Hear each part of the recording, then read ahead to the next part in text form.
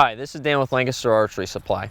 Archers around the world, whether they're at a summer camp or just shooting in the backyard, will be shooting a recreational recurve this summer. You also notice this summer there's going to be a lot of attention geared towards the Rio Olympic Games. This is where Olympic archers around the world will be competing with an Olympic style recurve. Today I want to show you some of the similarities and differences in Olympic style bow and give you a background on Olympic style setup that the archers will be competing with at the games. We have a recreational recurve bow here. You'll see that it has a riser, set of limbs, a bowstring, and we have 3 arrows here. It's an aluminum arrow with feather fletching and just your standard point on the arrow. Differences in Olympic style bow, as you see, you'll still have your riser, set of limbs, your bowstring. The limbs have a curvature to them. Given it's a recurve bow, it's still a recurve style bow. That's where you're going to have your potential and kinetic energy when the shot is fired.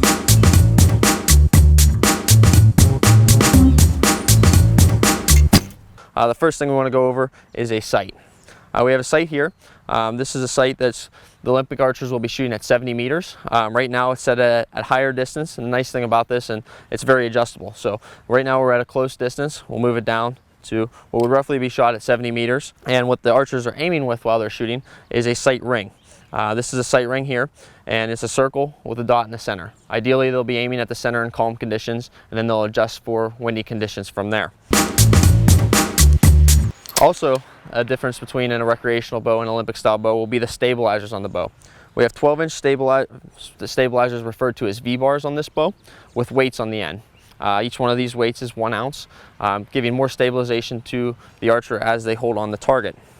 On this case, the stabilizer are extended off with a V-bar extender, and then they're connected to the bow with a V-bar connector. And then from there is a long stabilizer. It's a 30-inch stabilizer with weights on the end, again just adding stability to the setup.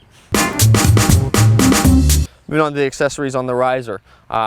Just like a recurve bow, we have an arrow rest. In this case, it is a wire arrow rest, but in addition to that, we have a plunger. You may have it on a recreational bow, but in this case, it's always going to be on your Olympic style setups. And from there, the plunger basically cradles the arrow from the side while the rest is underneath the arrow, holding the arrow in place while the archer executes their shot. From here is a clicker. You'll notice this extension here. You probably won't see this on your recreational bow. It's a reference point for when the archer is going to shoot. It's allowing the archer to have a very consistent shot sequence and releasing the arrow at the same exact time every time they're executing their shot. It's a very common style quiver that an archer may have. It's a field quiver. This quiver will sit on the archer's hip, and the arrows will point behind the archer's back. Archers may also have a hip quiver, which is usually a larger quiver that'll still sit on the side of the archer's hip, but the arrows will point forward. What recreational archers still probably use a finger tab. It helps protect your fingers from damage while shooting the bow. And in this case, we have just a basic finger tab. You can also have a glove for a recreational archer. It has 2 layers of leather, and it'll have a shelf to use as an anchor reference underneath the archer's chin, along with a finger spacer that just allows the archers to keep correct spacing and consistent spacing between their fingers while they're executing their shot.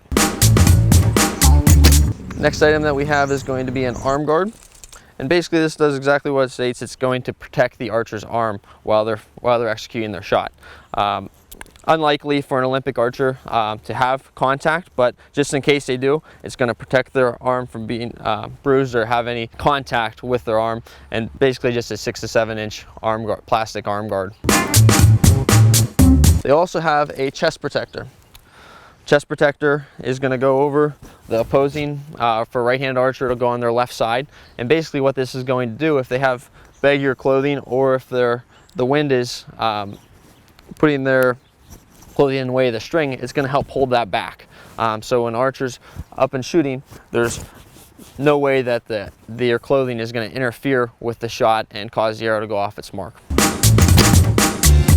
And finally they'll have a finger sling. And a finger sling is going to be connected to the archer's bow hand, and it's going to help them hold their bow in place. With all the stabilizers on the bow and the energy from shooting the arrow, the bow will have a tendency to want to jump forward.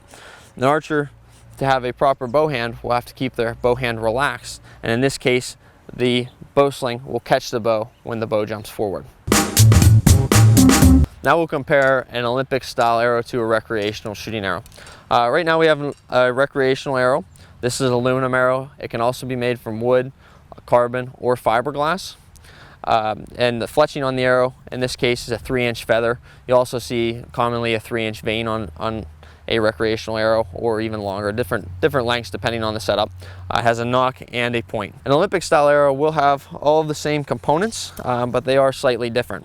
This is an Easton X10, probably the most well-recognized arrow throughout the world for Olympic Games. I think it's won more medals than any other arrow out there. It is a barrel-shaped arrow, so what that means is in the center here, it is wider than on the end, so it barrels out and out as you go out from the center. This is going to help with aerodynamics in the setup and allow the arrow to reach the 70-meter mark that the archers will be competing at. What also helps the archers reach that mark will be the style of vanes that they have. In this case, it is a spin wing. You'll see here that it has a curvature to it, which allows the arrow to spin, and it's also very lightweight. So when archers are shooting their arrow at 70 meters, they'll have less drag, and it will have less of a tendency to be affected by the wind. And you still have your nock.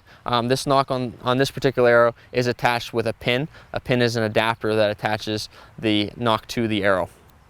On the front here, we have the arrow point. For this style, you're either going to have a stainless steel or a tungsten arrow point. This is a tungsten point weighing 100 grains. This arrow, when the archer shoots the arrow, will travel roughly 200 to 210 feet per second.